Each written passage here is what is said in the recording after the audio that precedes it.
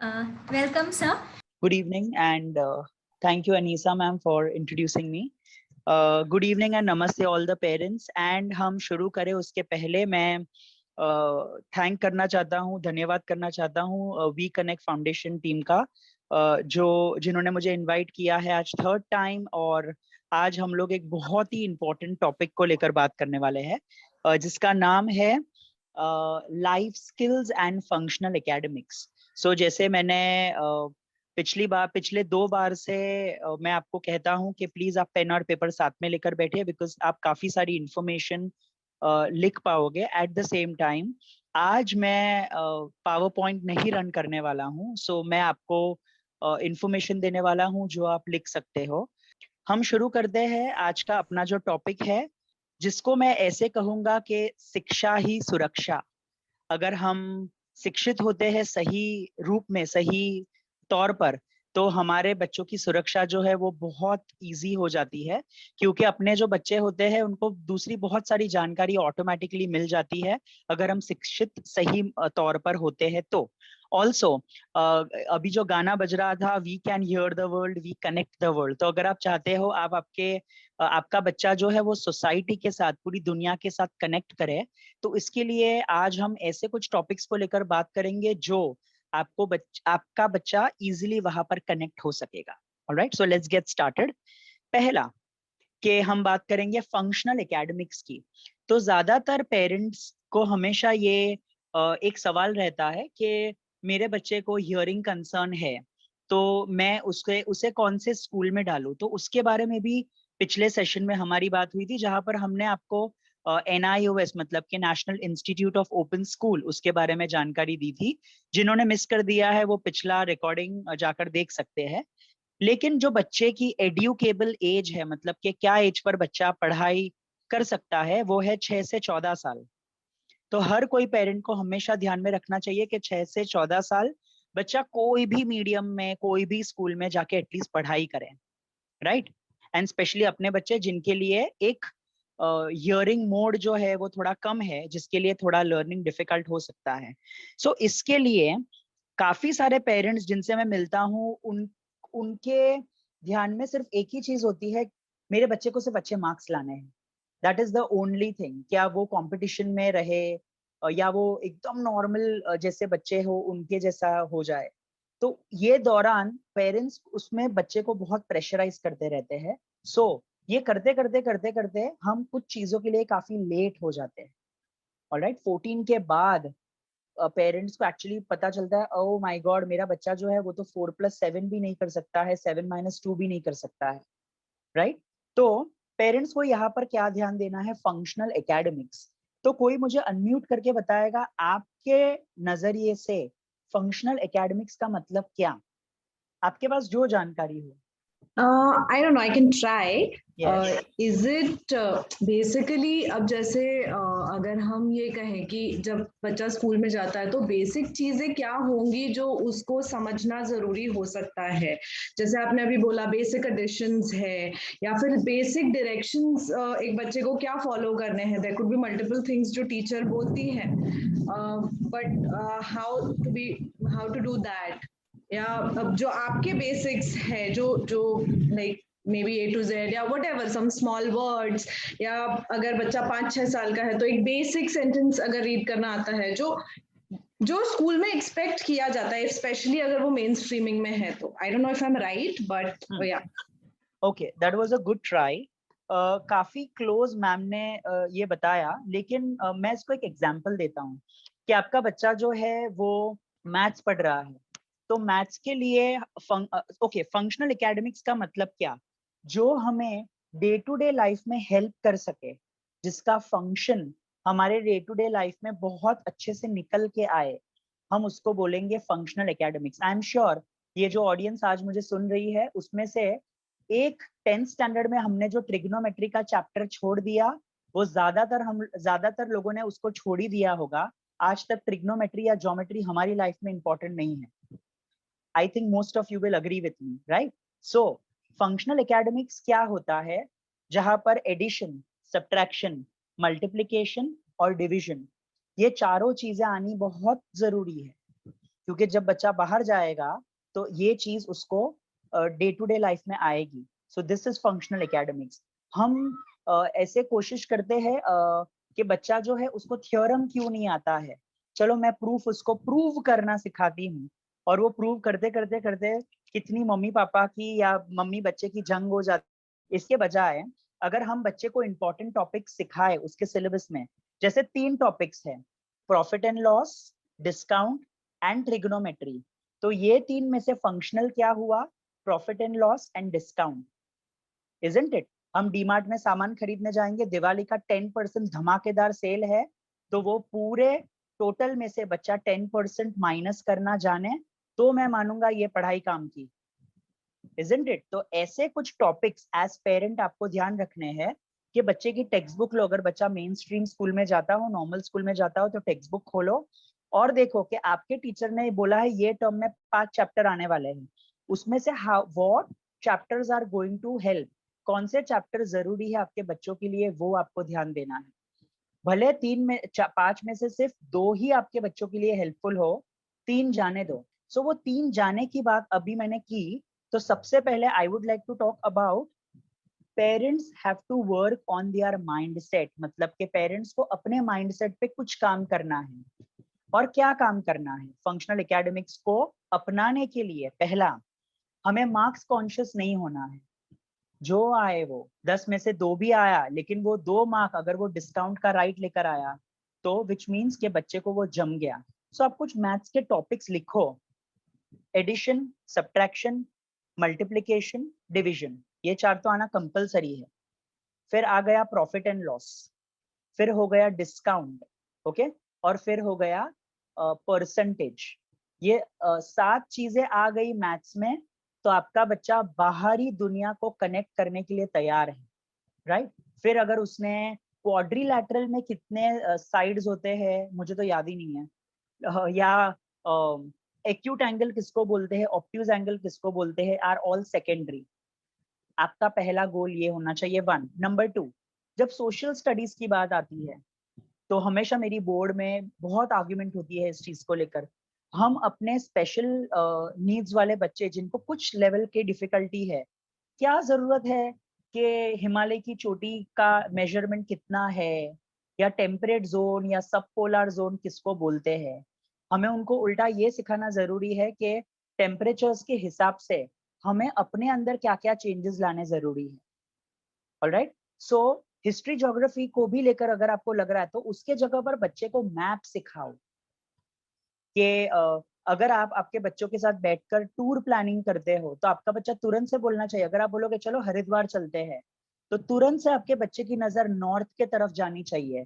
तो ये सही मायने में शिक्षा हुई। या अगर हम बोलेंगे चलो Kerala, so the child has to look down क्योंकि it is in the south. ये हो गया हिस्ट्री ज्योग्राफी को लेकर।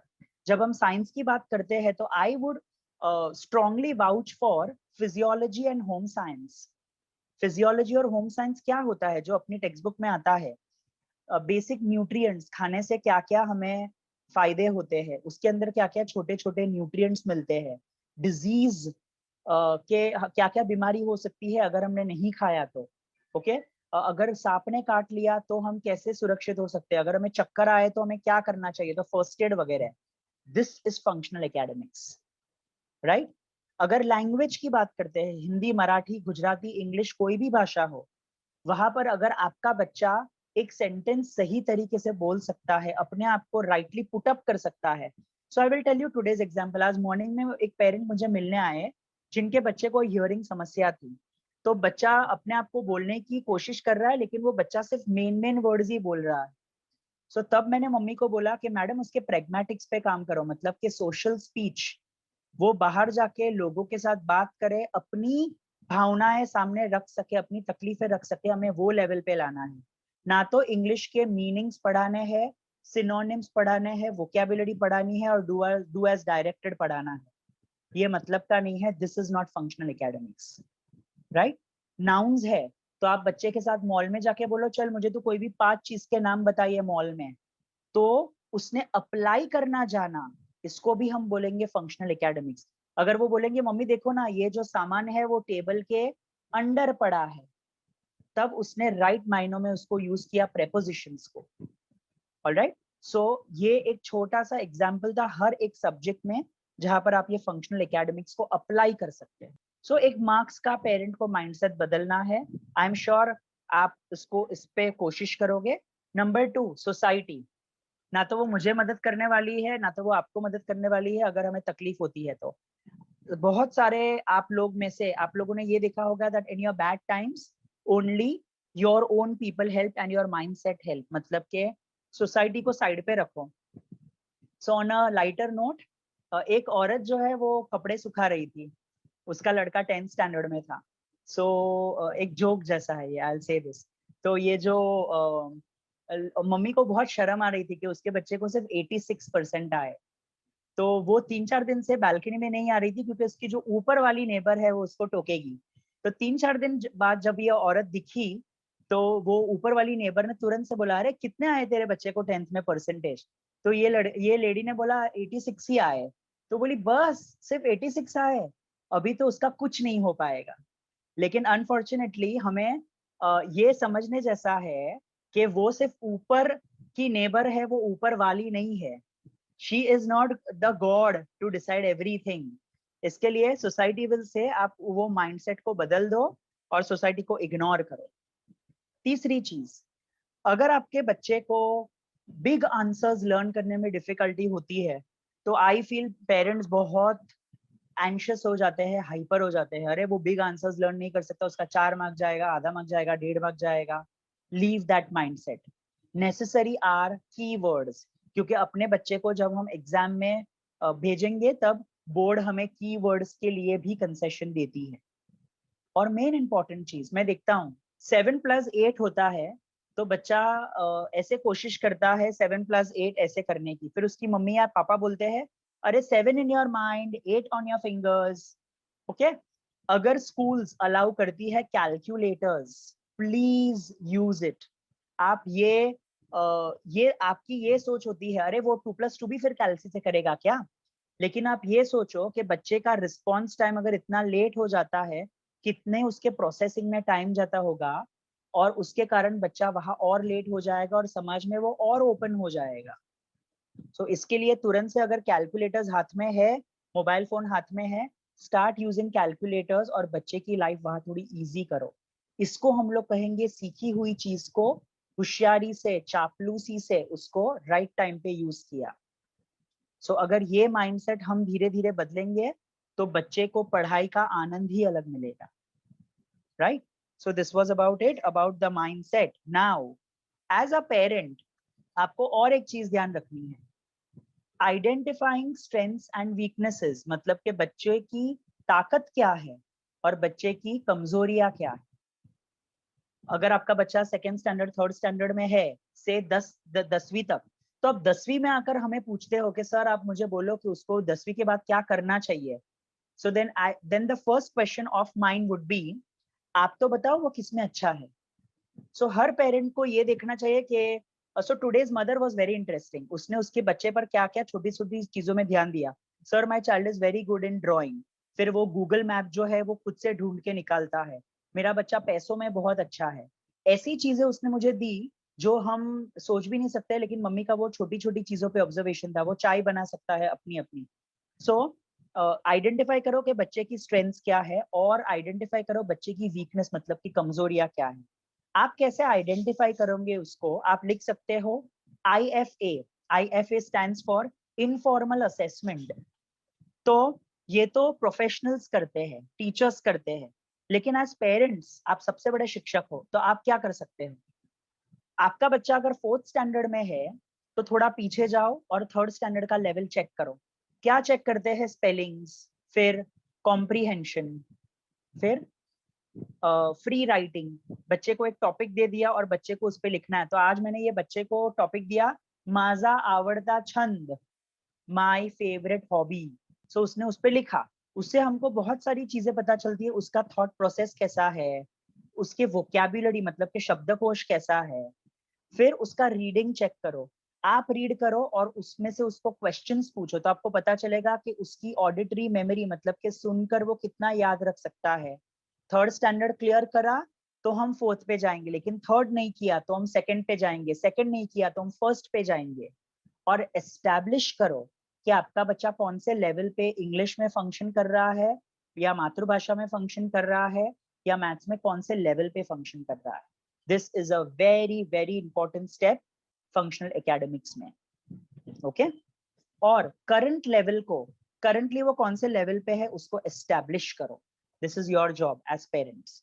नेक्स्ट है keeping an eye on child strength and skills, मतलब के बारीकी से आप देखो कि बच्चे की क्या एक्स्ट्रा स्पेशल एबिलिटीज है। डांस बहुत अच्छा करता है मेरा लड़का, बहुत अच्छा म्यूजिक बजाता है, ओके बहुत अच्छा लिप रीडिंग करता है, या बहुत अच्छा ड्राइंग निकालता है। तो आज ये जो बच्चा था उसको 100% हियरिंग लॉस था, तो हमने क्या रेकमेंड किया, ड्राइंग बहुत अच्छा करता है, क्या इमेजिनेशन था उसका, तो हमने क्या रेकमेंड किया, आप उसको पहले कंप्यूटर सिखाओ, कंप्यूटर के बाद आप उसको कुछ डिजाइनिंग कंप्यूटर पे बताओ, पावर पॉइंट वगैरह, फिर डिजाइनिंग के कुछ कोर्सेस कराओ। उसके बाद अगर वो जम रहा है तो हम आगे जाके वेब डिजाइनिंग वगैरह में जाएंगे।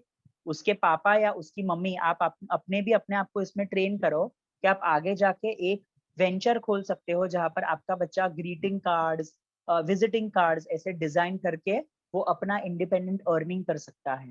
राइट, सो अभी से एज पेरेंट्स ये ध्यान देने लगो। काफी बच्चे जो होते हैं वो आपको नहीं दिखाते हैं उसको क्या पसंद है, दैट्स ओके। आपको 7 क्लासेस में अलग अलग पैसा भरना पड़ेगा, 7 क्लासेस में से वो एक टाइम पे 5 पे आएगा, 5 में से सिर्फ 2 पे आएगा, और वो 2 कांस्टेंट रहेंगे।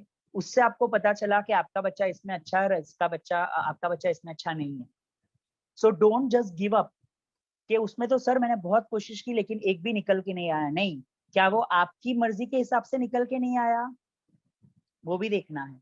क्योंकि हम बोलते हैं सच क्या है, तो सच रियली में जो सच है वो सच आप जो सुनना चाहते हो वो सच जो बच्चा बोल रहा है वो, so it has different definitions.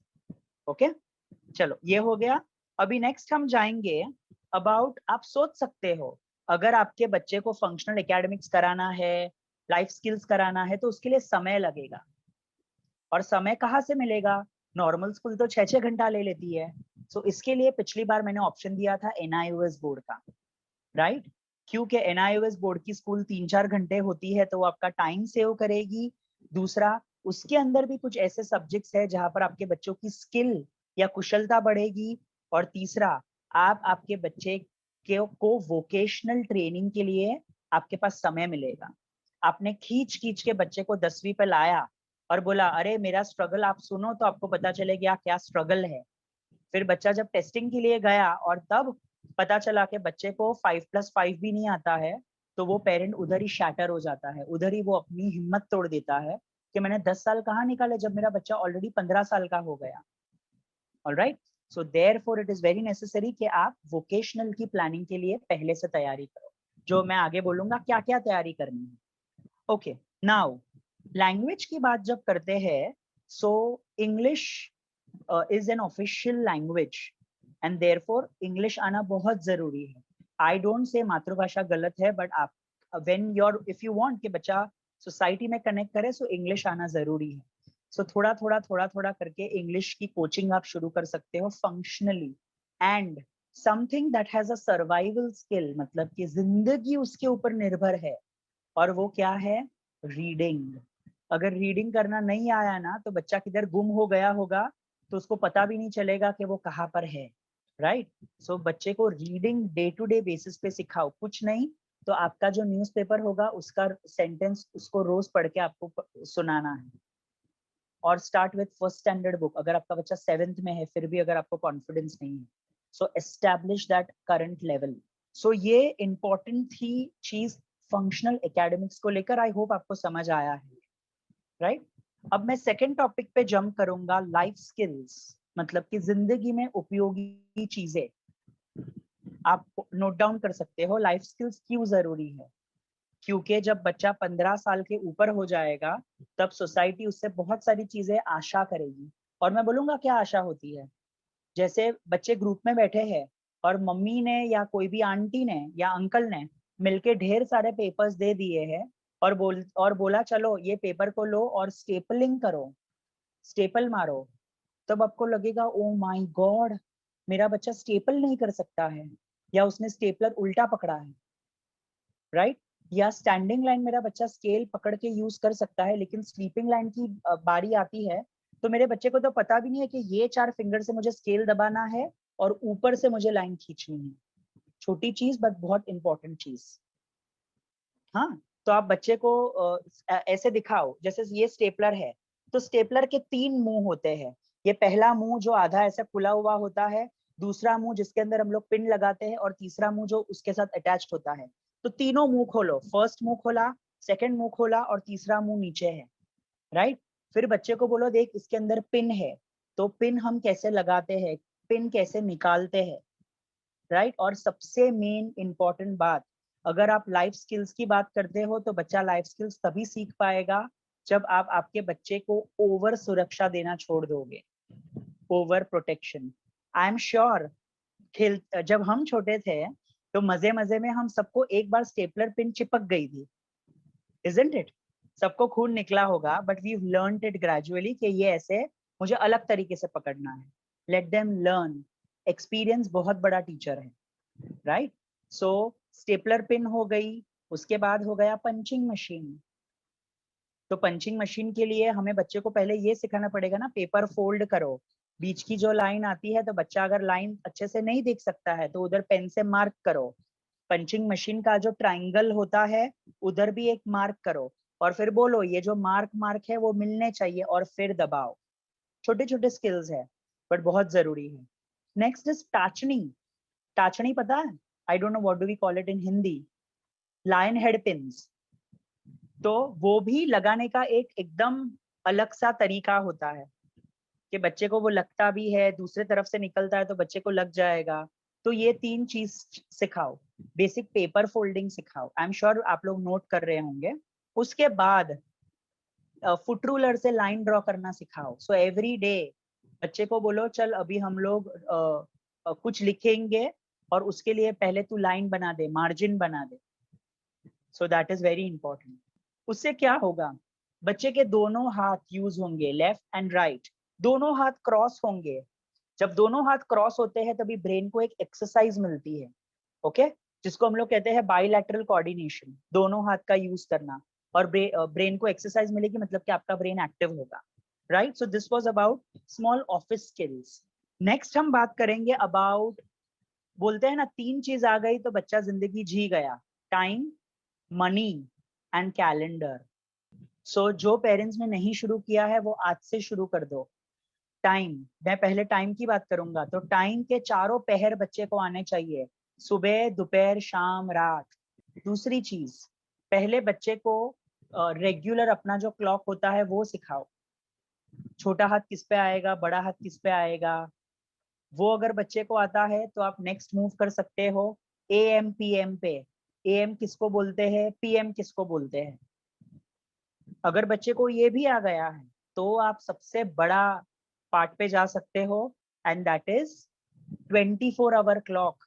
आप एयरपोर्ट गए हो और उधर फ्लाइट है 17:15, और बच्चा बोलेगा मम्मी आपने तो मुझे सिखाई नहीं है 17 किसको बोलते हैं, राइट? सो जब ये भी बहुत फंक्शनल लाइफ स्किल है, तो सब बाजू वाली आंटी क्या बोलेगी, हाँ ये नहीं आता है तुझे, लेकिन हमने सिखाया नहीं है क्योंकि हमारा बच्चा वहां पर कमजोर है। सो अपना बच्चा लोगों के सामने ओपन ना हो जाए इसके लिए हम लाइफ स्किल सिखाएंगे, right? So that was about time. दिन के 4 पहर, एनालॉग क्लॉक मतलब कि 1 से 12 का टाइम, तीसरा AM PM, चौथा 24 आवर क्लॉक, पांचवा बच्चा टाइम रिपोर्ट करने आना चाहिए, बेटा कितने बजे है, तो बोलेगा मम्मी 4:35 हुए हैं। छठा, बच्चा घड़ी के कांटे सेट करना जानता हो। कितना इंपॉर्टेंट है ना, हम जब सेल लगाते हैं तो सेल लगाना भी एक बड़ा स्किल है। वो स्प्रिंग वाला होता है और वो एक बाजू बिना स्प्रिंग का होता है, राइट? तो बच्चे को वो भी सिखाओ, नहीं तो 10वीं का 16 साल का लड़के को सेल लगाना नहीं आता है, बहुत बड़ी बात। And then setting the clock. So आप देखो कितने छोटे छोटे छोटे छोटे स्किल्स इन्वॉल्व है, but trust me, all my dear parents, trust me, ये ऐसी स्किल है जो अगर आप बच्चे के साथ रोज करोगे ना तो बच्चे ऐसे ऐसे सीखेंगे। सो time is done, office skills जो मैंने बोला दैट इज डन। अभी हम नेक्स्ट बात करेंगे अबाउट कैलेंडर। सब लोग जिनके कैमराज ऑन है, क्या आप मुझे बताओगे आपके कान कहाँ पे है? होल्ड योर ईयर्स, ऊपर है। ओके, वैसे कैलेंडर के कान भी ऊपर ही होते हैं, राइट? सो मतलब कि years are always on the top. 2021 कोई भी कैलेंडर में ऊपर ही होगा। सो बच्चे के साथ कैलेंडर रीडिंग स्टार्ट करो। कैसे? सबसे पहला, कौन सा ईयर है तो ऊपर 2021, कौन सा मंथ है तो बोलेगा सितंबर। पीछे मत पड़े रहो, सितंबर की स्पेलिंग आनी चाहिए, अक्टूबर की स्पेलिंग आनी चाहिए, देख के लर्न किया इंपॉर्टेंट है। उसके बाजू में कोई कैलेंडर, जैसे आई टीच काल निर्णय, तो काल निर्णय में होता है बाजू में एक येलो कलर का बॉक्स होता है, उसमें मंथ नंबर दिया होता है। अगर आपके पास वो नहीं है तो आप उधर मंथ नंबर लिख दो, जैसे अक्टूबर 10वां महीना वैसा। ओके, ये 3 हो गया। उसके बाद नेक्स्ट स्टेप, बेटा हॉलीडेज कौन से दिन है? तो जो भी लाल कलर के नंबर्स है ना वो हॉलीडेज है, सिंपल। तो उसको पता चल जाएगा, अच्छा संडे वाला हॉलीडेज है, और दूसरा नीचे लाल कलर के अक्षर आर हॉलीडेज। ये हो गया। उसके बाद आप बच्चे को पूछो कि बेटा 27 कौन सा, अच्छा नहीं, कौन सा डे है? तो पहले आप डे दिखाओ, डे। तो डे में इट स्टार्ट्स फ्रॉम संडे और वो खत्म होता है सैटरडे पे। तो बोलो एस और एस का मैचिंग कर, एस और एस का मैचिंग कर। तो एस और एस का मैचिंग मतलब कि उधर डेज आते हैं। फिर बच्चे को बोलो अभी 27 तारीख कौन सा डे है, तो बच्चा 27 नंबर पे देखेगा और फिर बोलेगा, उंगली घुमाएगा और बोलेगा इट इज थर्सडे। ओके, उसके बाद बोलो अच्छा वेरी गुड, अब मुझे बोल हाउ मेनी, मतलब कि कितने थर्सडे है। तो जब भी हाउ मेनी आया तभी आप काउंट करो, 1 2 3 4 5। तो अक्टूबर में 5 थर्सडे है। ओके, उसके बाद आप बच्चे को सिखाओ कौन से अक्टूबर महीने में कितने डेज आते हैं। देखो लास्ट नंबर कौन सा है, उसके पीछे कोई नंबर नहीं दिखाई दे रहे हैं। तो बच्चा बोलेगा देखो 31 है, उसके बाद कोई नंबर नहीं है। तो उससे पता चल जाएगा कि दीज आर, अक्टूबर में इतने डेज होते हैं। आई एम टॉकिंग अबाउट, अगर सिंपल एक बच्चा जिनको थोड़ा बहुत आता है और एक बच्चा जिसको कुछ नहीं आता है, I am talking a mixture of everything. तो अगर आपके बच्चे को एक लेवल पर आ जाता है तो आप नेक्स्ट लेवल पे जंप कर सकते हैं। Okay, and last but very important, जो सिखाते सिखाते हमको क्लिक हुआ, इज आप आपके बच्चे को बोलो चल अब लोनावला चलते हैं। ओके, लेकिन लोनावला कैसे जाएंगे, तेरी स्कूल ही बीच में आती है। So tell him how to plan a weekend. तो वीकेंड कैसे प्लान करोगे कैलेंडर में? तो उसको सिखाओ शुक्र शनि रवि, या शनि रवि सोम, इजंट इट? ये लॉन्ग वीकेंड ज्यादातर होता है। तो आप उस तरीके से बच्चे को सिखाते हो तो your child will be able to say कि चलो अभी हम लॉन्ग वीकेंड में जा सकते हैं। सो जब आप फैमिली गैदरिंग्स में बाहर होते हो तब एक अंकल बोलते हैं चल ना हम लोग पिकनिक प्लान करते हैं, ए बेटा देख तो नेक्स्ट मंथ में कौन सा वीकेंड आ रहा है। तब आपके बच्चे को अगर ये आता होगा तो आपका बच्चा वहां पर निखर के आएगा। Yes, so you will feel okay, अब वो ग्रुप डिस्कशन में पार्टिसिपेट करने की भी क्षमता रख सकता है। Alright, so this is the idea. चलो, I hope these points are clear. Next we are moving is money. Money मैं थोड़ा बाद में लेता हूँ, I will quickly finish off the ones that are easy. उसके बाद में आता हूँ कार्ड्स। कार्ड्स अभी के टाइम में 4 कार्ड कंपलसरी है, Aadhaar card, PAN card, licence and shopping card. तो आपके बच्चे को कार्ड की जानकारी आनी चाहिए। पापा बोलेंगे बेटा मेरा वॉलेट आज मैं भूल गया हूँ, प्लीज अंदर से मुझे मेरा आधार कार्ड लाके दे। एंड देन आप आपकी गरम गरम रोटी छोड़ के आप रूम में जाते हो और आप वॉलेट खोलते हो। Prepare your children. तो बच्चा बोलेगा तुरंत से आधार कार्ड लिया और तुरंत से दौड़ के बोलेगा मम्मी ये ले आधार कार्ड। सो टेल देम चलो अभी हम लोग आज अभी जाएंगे सापुतारा घूमने जाते हैं। ओके, अभी होटल में जाएंगे तो अंकल बोलेंगे आप किधर से हो, तो हम मुंबई से है। क्या प्रूफ है कि आप मुंबई से हो? सो आधार कार्ड का पीछे देखो तो उसके आपके घर का एड्रेस है। तो ये एड्रेस है, वो प्रूफ है कि आप मुंबई से हो। तो जब भी आप होटल जाते हो, एयरपोर्ट जाते हो, तभी हमें आधार कार्ड लेना है। जब भी आप बैंक जाते हो तभी हमें पैन कार्ड लेना है। तो so everybody do this with me. So this is Aadhaar. Okay, why this is Aadhaar? क्योंकि आधार कार्ड के ऊपर फ्लैग होता है, 3 कलर्स होते हैं। सो इजी, आधार कार्ड। ओके, पेन कौन से कलर की होती है? ब्लू कलर की। तो ब्लू कलर का कार्ड इज पेन कार्ड नहीं, पैन कार्ड। नेक्स्ट इज, अगर आप लाइसेंस देखोगे तो लाइसेंस के राइट हैंड कोने पे एक गोल सा सिंबल होता है, तो ये टायर का सिंबल है। तो अगर पुलिस अंकल हमें रास्ते पे पकड़ते हैं और मम्मी बोलती है कि जा जा अंदर से लाइसेंस लेके आ, तो आपका बच्चा डिक्की खोल के लाइसेंस लेके आना चाहिए, ऐसी क्षमता होनी चाहिए।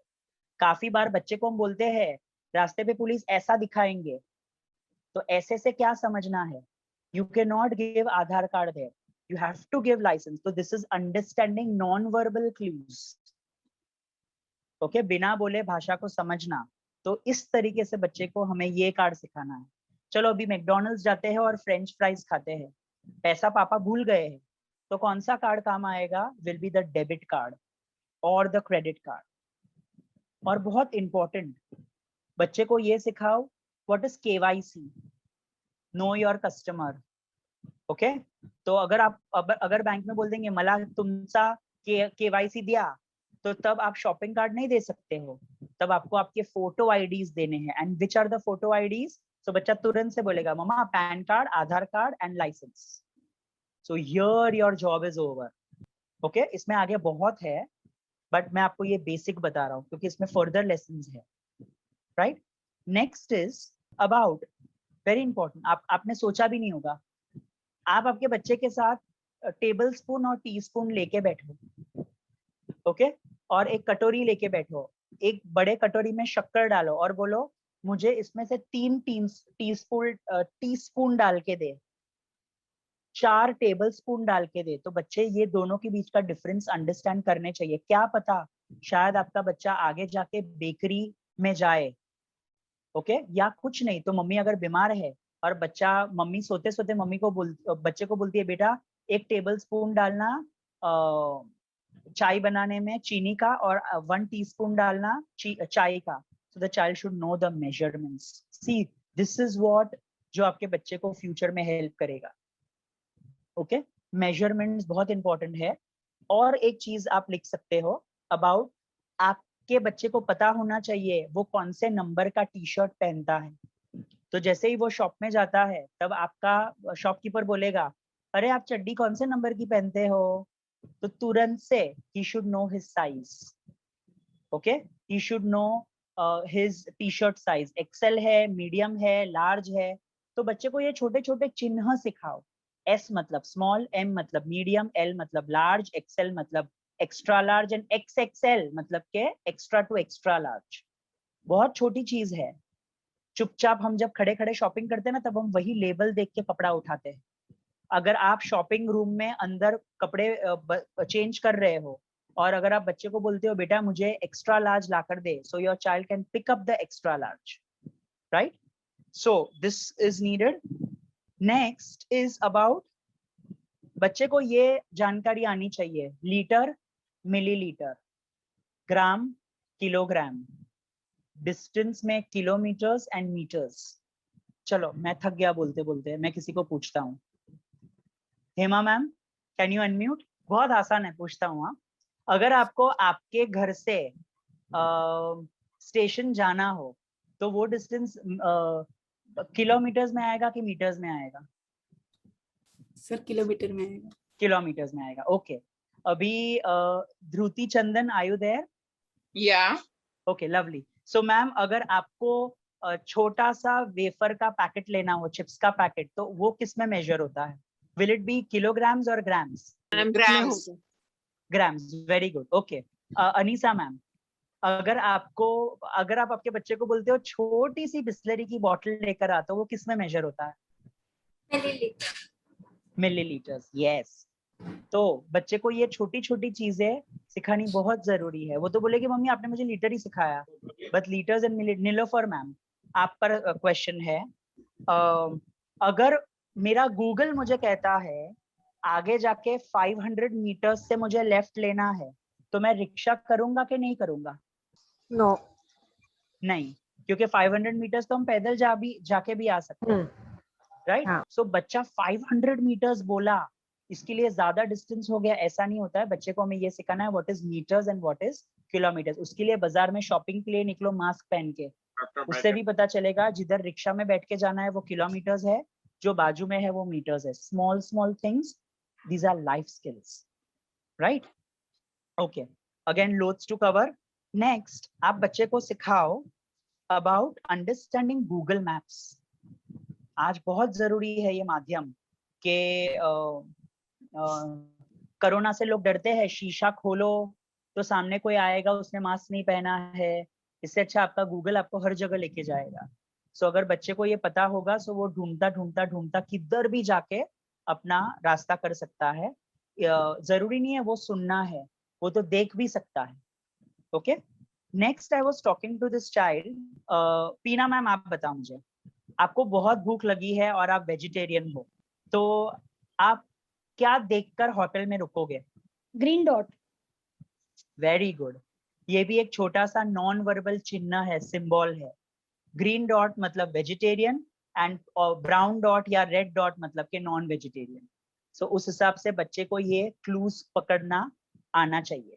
ओके, मम्मी मम्मी मैं फंस गई हूँ, इधर कुछ बड़ा एम लिखा है, सो दैट बड़ा एम इज मैकडॉनल्ड्स, राइट? हमारे फ्लाइट की टिकट है, उधर ऐसे पीछे जे लिखा, ऐसा कुछ उड़ता हुआ सीखा है, तो बच्चे को वो सिंबल सिखाओ. इंडिगो क्या है, जेट क्या है, स्पाइस क्या है, right? So these symbols will also matter जब आप बच्चे को ये सिखाने बैठते हैं. सो उसको हम लोग कहेंगे रीडिंग लोगोस. नेक्स्ट टॉपिक, बहुत सारे हैं. Next topic is banking. तो जरूरी नहीं है कि आपके बच्चे को बैंकिंग जब वो 12 साल का होगा तभी आना चाहिए. बच्चे को तो इतना पता होना चाहिए ना, अरे जा पापा का फोन चल रहा है, जा फटाफट तू चेकबुक निकाल के आ. सो बच्चे को 3 बुक के बीच का अंतर सिखाओ. चेकबुक किसे कहते हैं, पासबुक किसे कहते हैं, और स्लिप बुक किसे कहते हैं.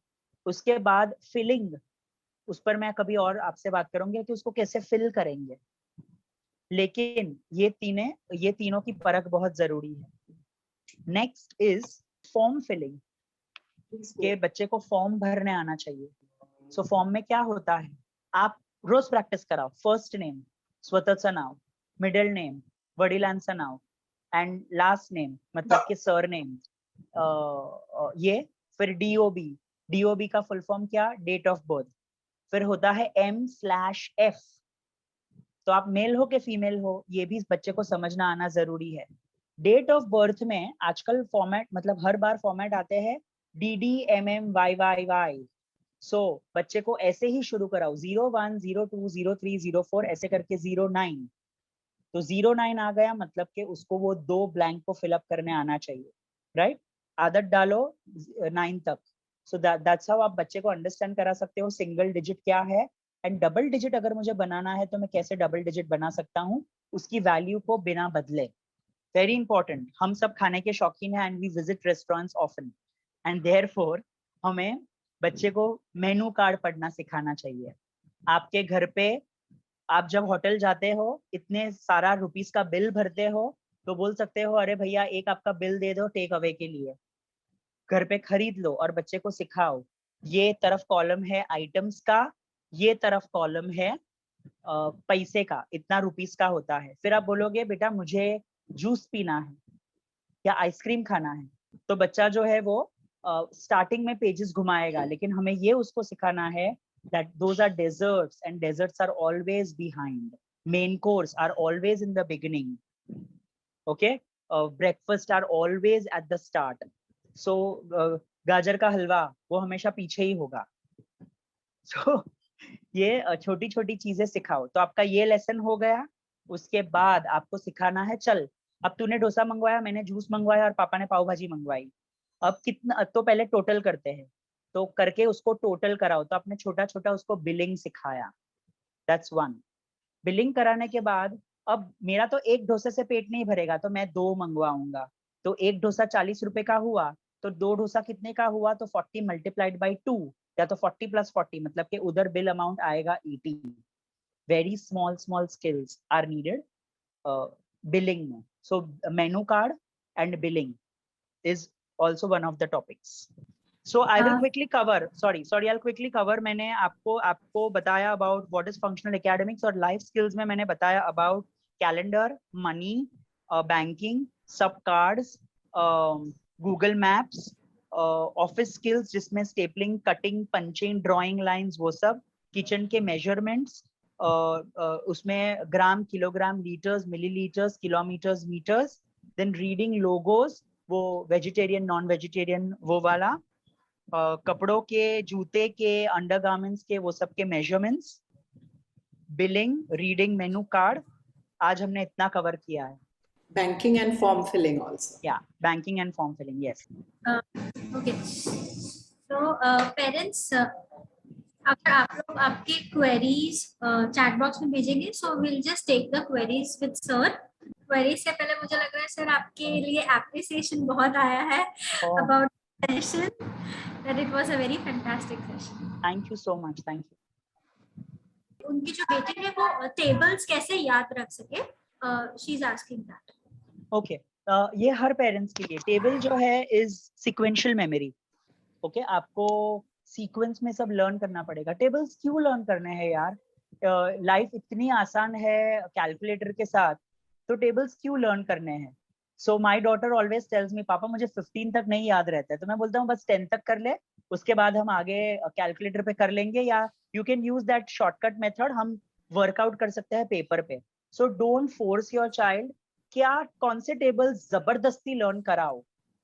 Okay, 1 is table of 1, number is table of 2, 3rd is table of 5, क्योंकि क्लॉक आनी चाहिए, वो जरूरी है life skill, and last is table of 10, क्योंकि मनी आना चाहिए। ओके, दूसरा आया ना आया जाने दो, लेकिन 2, 5, 10, 1 are compulsory to learn.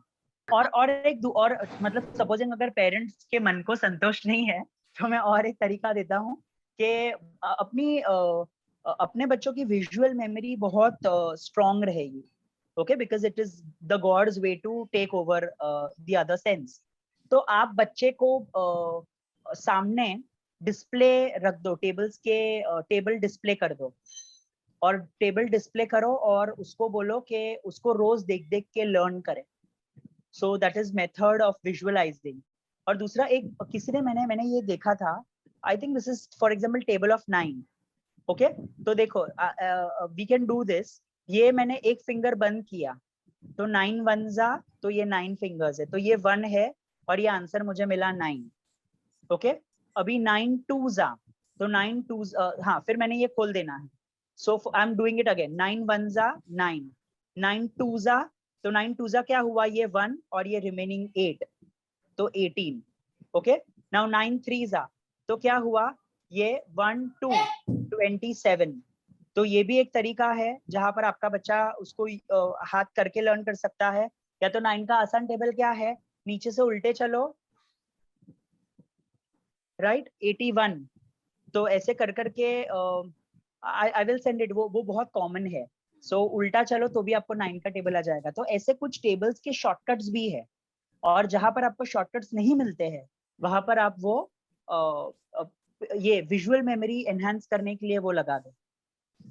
These are the only solutions that I have. Thank you, sir. We'll proceed to the next one. Anshul ji पूछ रहे हैं, sir, how to teach duration like day, month, year? Can you please say it again? How to teach duration like day, month, and year? Okay. So unfortunately उसका कोई तरीका नहीं है, लेकिन for example अगर हम डेज की बात करेंगे तो calendar is the best way, जहां पर आप बच्चे को रेगुलरली सिखा सकते हो, Monday, Tuesday, Wednesday, Thursday, Friday, Saturday, Sunday. So there are 7 days, तो हम लोगों ने काउंट किए तो ये 7 डेज हो गए। मंथ्स की बात करते हैं तो हम बच्चे को रोज दिखाते हैं, जैसे कि अक्टूबर मंथ में 31 डेज होते हैं, सितंबर में 30 डेज होते हैं। And the school thing that we learn, जहां पे डूंगर होगा वो 30, और जहां पर वैलीज होगी वो डूंगर होगा वो 31, जहां पर वैलीज होगी वो 30। ओके, और फेब्रुअरी बहुत ही नटखट बच्चा है, इसके लिए 28, तो he is a different boy. तो ये हम सिखा सकते हैं। जहां पे ईयर होगा तो एक इंटरेस्टिंग तरीका जो अभी मुझे क्लिक हुआ, what I would have taught, for example मैंने सन बनाया और मैंने अर्थ बनाया, मैंने एक ऑर्बिट बनाया जहां पर जो अर्थ है वो सन के आजू बाजू रोटेट कर रहा है। ओके, तो ऐसे करके मैं बच्चे को बोलते गया कि ऐसे तू लिखते जा 365 365 365 365 365, सम प्रैक्टिस मेरी मसल मेमोरी को डेवलप करने के लिए। और उसके बाद मैं ऐसे बोलूंगा कि ये 1 ईयर होता है ना, इसके लिए देख हम लोगों ने 365 डेज किए है। तो ऐसे करके by learning and doing it उसको वो ज्यादा याद रहेगा। और फिर एंड में बोलो चलो वो थक गया, इसके लिए वो 366 डेज हो गया, तो then later on you can tell him कि वो 4 साल में एक बार वो 366 डेज आता है, otherwise most of the time it is 365 that you can do it. Coming back to also that table का थिंग, जैसे मैं अभी एक बच्चे को डाउन सिंड्रोम है उसको सिखा रहा हूँ, तो आज मैंने उसको ऑड नंबर्स सिखाए। तो ऑड नंबर्स मैंने उसको कैसे कराए, ये क्लॉक मैंने गोल बनाया, उसमें मैंने 2 4 6 8 नहीं डाला, उसमें मैंने सिर्फ डॉट डाले और उसको बोला 1 3 5 एंड 9। तो 1 शुरू करना है, फिर 3 ऐसे ही मैंने सिखा दिया, 5 जो है मतलब ये सब 5 मैंने इवन नंबर में बोला है they are friends, and odd number में बोला है दे आर फाइटर्स, तो 5 फॉर फाइटर्स, इसके लिए उसको 5 याद रह गया। और 3 के सामने 9 भी उसको याद रह गया, क्योंकि 3 के सामने वाले दरवाजे पे 9 रहता है। So let them learn to associate, जितना एसोसिएशन से वो लोग लर्न करेंगे उतने ब्रेन में लिंकेजेस बढ़ेगी और उतना उनका रिकॉल बढ़ेगा। Sir, we have a question from Zoha. So Zoha, can you just unmute yourself and speak? Thanks, Anisa.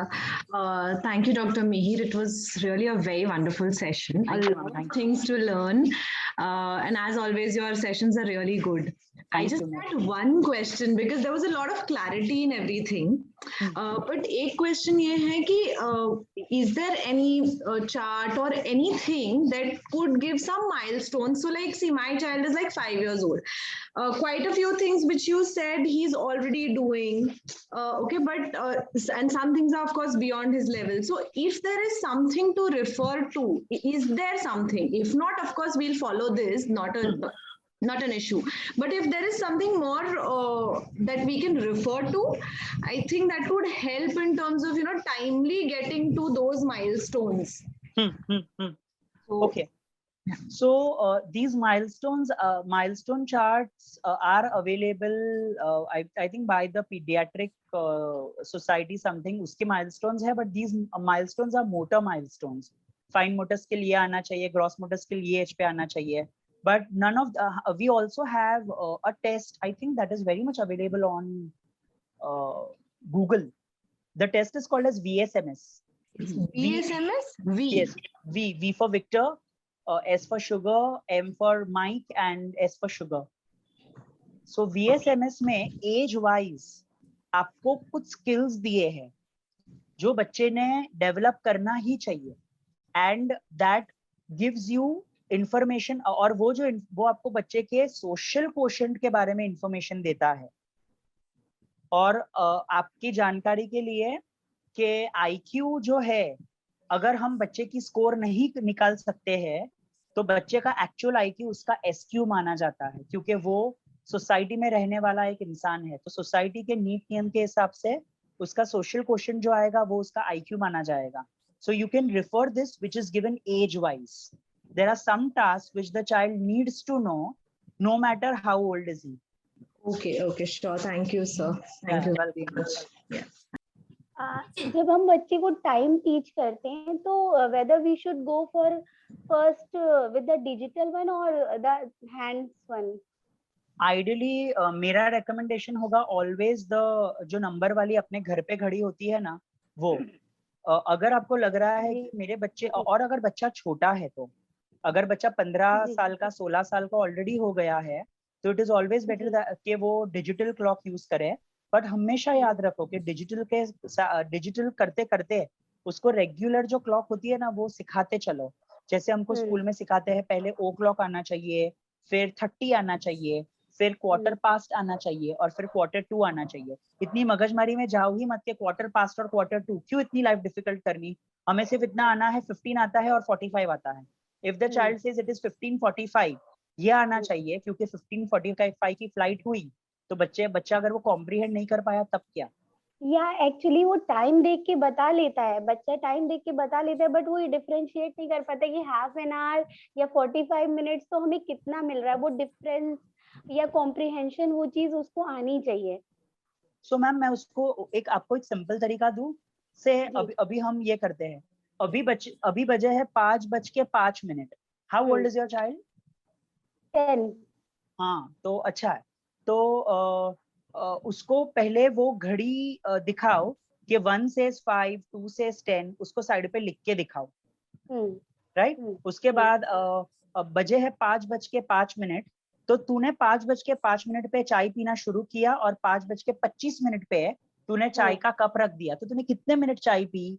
तो 5:05 हुआ, मतलब के वो मिनट्स के हैंड के नीचे करेगा 1, क्योंकि 1 मतलब के 5, और 25 के नीचे वो एरो करके करेगा 5, क्योंकि 25 मतलब 5।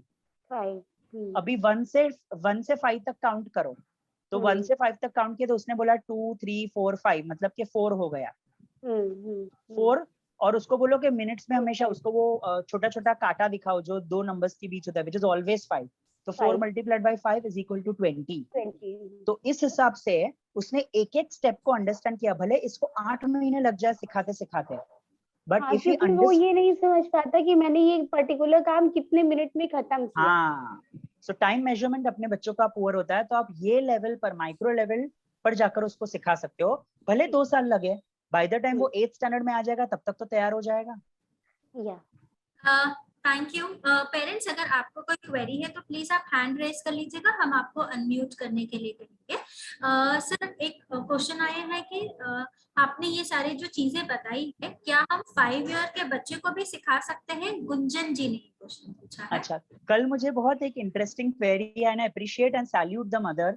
2 साल का बच्चा है मेरा, और मैं ऐसा क्या करूं कि मेरे बच्चे का प्रोग्रेस जल्दी रहे, और आपको कुछ नहीं करना है, आप बच्चे को हर पॉसिबल एक्सपोजर, हमें क्यों उस टाइम पर ऐसा सोच लेना है कि मेरे बच्चे को कुछ स्पेशल नीड है। जैसे आप बच्चे को ग्रो करते हो वैसे ही उसको ग्रो करो, उसको हर एक अपॉर्चुनिटी दो, उस पर ध्यान रखते रहो। और रहा सवाल ये क्वेश्चन का, तो 5 years is a very small age जहां पर आप बच्चे को ये सब चीजें सिखाओ, बट आप 5 year के बच्चे को नंबर्स तो डेफिनेटली आना शुरू हो गया होगा, क्योंकि उसने जूनियर केजी में ही हम नंबर्स 1 to 10 कर लेते हैं। तो जब 1 to 10 उसको आ गया है, तो आप उसको कॉइन्स और नोट्स भी दिखा सकते हो फ्रॉम 1 to 10।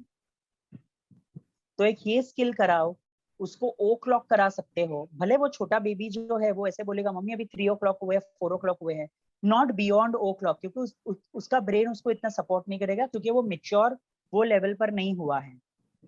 और आप ये भी सिखा सकते हो अबाउट, वन सेकेंड ना, या अबाउट मनी, जो मैंने आपको बोला only recognition part, but transaction and all will come much later. So इतना भी अगर बच्चा करके देता है, अगर वो एक साथ 13 पॉइंट्स को काउंट कर सकता है, 1 2 3 4 5 6 7 8, तो वो भी आप बच्चे को सिखा सकते हो। So some skills you can, most of it you can't age के कारण। मनी कैसे कराना है ना, वो भी मैं आपको नेक्स्ट लेक्चर में बताऊंगा। Thank you sir. I think आपने एक पेरेंट का आंसर भी इसमें दे दिया, क्योंकि एक प्रेरणा जी ने कहा है कि hello sir, my daughter is 2 years old, what things I should make her learn?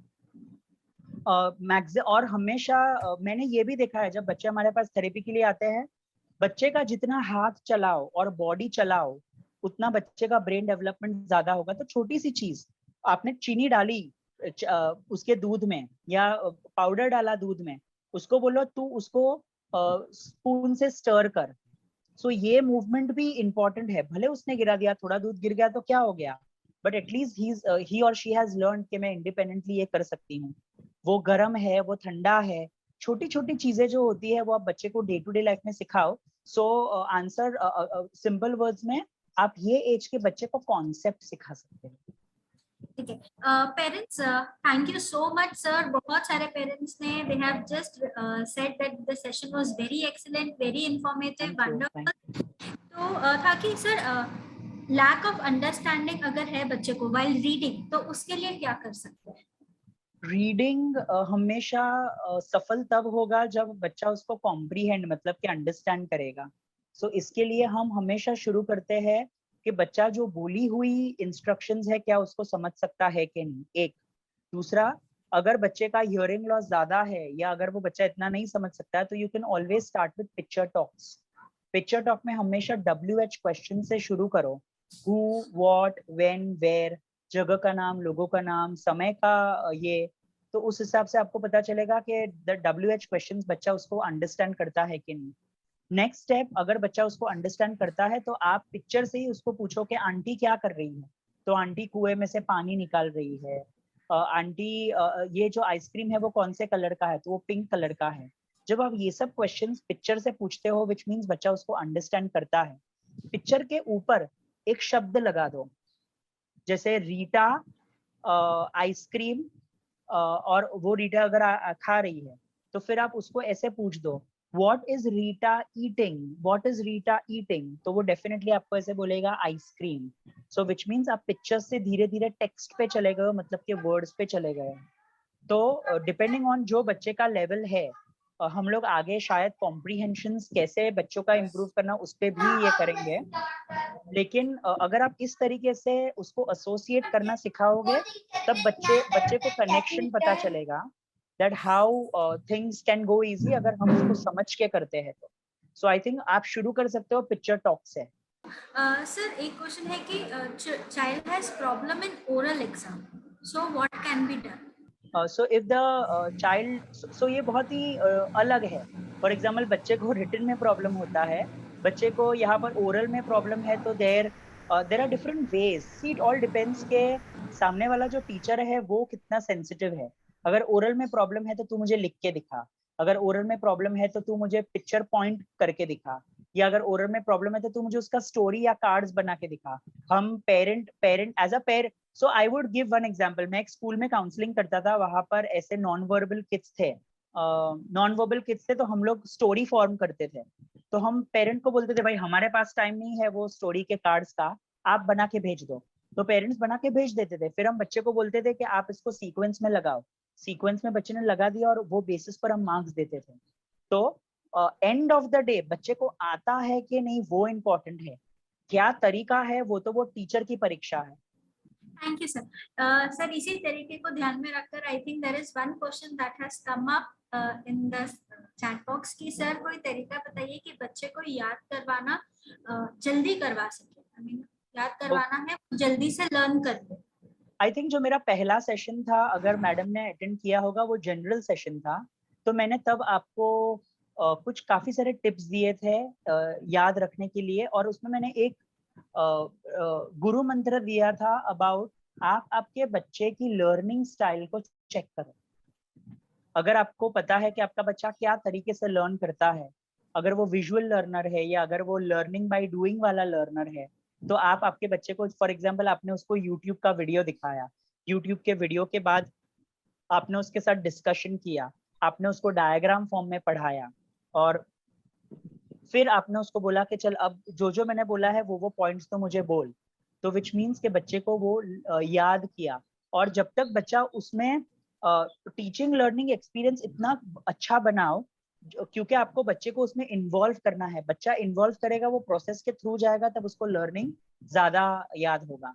So if you feel चलो हियरिंग थोड़ा कॉम्प्रोमाइज हुआ, लेकिन विजुअल मोड देखो, कलर्स देखो, लर्निंग बाय डूइंग देखो, कुछ एक्सपेरिमेंट्स है या आप तोड़ तोड़ के सिखा सकते हो, ऐसा कुछ देखो। स्क्रैबल गेम आती है, वो स्क्रैबल गेम से बच्चा स्पेलिंग्स बना सके, ऐसा कुछ देखो, जमीन पे लिख सके, ट्राई समथिंग लाइक दैट। या चिट्ठी बहुत सारी आपने रखी है और वो चिट्ठी, for example ice cream eat I am, तो उसको बोलो कि अब हम इसको साथ में जोड़ के बताएंगे, सो आई एम ईटिंग आइसक्रीम, और फिर बच्चे ने लर्न किया है आई एम ईटिंग आइसक्रीम। हर कोई बच्चे का लर्निंग मोड होता है। जैसे कोई बच्चे जो है, अभी I was teaching my child 9 का स्पेलिंग, ओके, तो उसका 9 का स्पेलिंग सीखने का तरीका, ही इज अ जेस्चरल लर्नर, मतलब के एक्शन से लर्न करता है। सो दिस इज एन मतलब नोज, आई मतलब मम्मी की बिंदी, सो एन आई एन ई 9, पूरा स्पेलिंग जो है वो फेस पे ही आ गया। सो वो लिखते लिखते हमेशा ऐसे करता रहता है और उसका स्पेलिंग आ जाता है। सो आइडेंटिफाई करो कि बच्चे की क्या लर्निंग स्टाइल है। अगर नहीं समझ आती है तो आप डेफिनेटली किसी प्रोफेशनल्स को कांटेक्ट करो, किसी टीचर को कांटेक्ट करो, प्रोफेशनल्स भी जाने दो, they will tell you. Chat box में एक सवाल आया है कि my daughter is 12 years old and she is struggling in comprehension, word problem, reading and understanding. So again, a 12-year-old child, start with picture talk. Picture talk अगर already होके गया है, वो समझ रहा है, सो एक कॉम्प्रीहेंशन की कलर कोडिंग टेक्निक है। मैं पेरेंट्स से सिर्फ ये रिक्वेस्ट करूंगा, ये हम आगे करेंगे, आप थोड़ा सब्र कर लो। तो देयर आर डिफरेंट वेज जहाँ पर बच्चा कॉम्प्रीहेंड कर सकता है। I teach you that.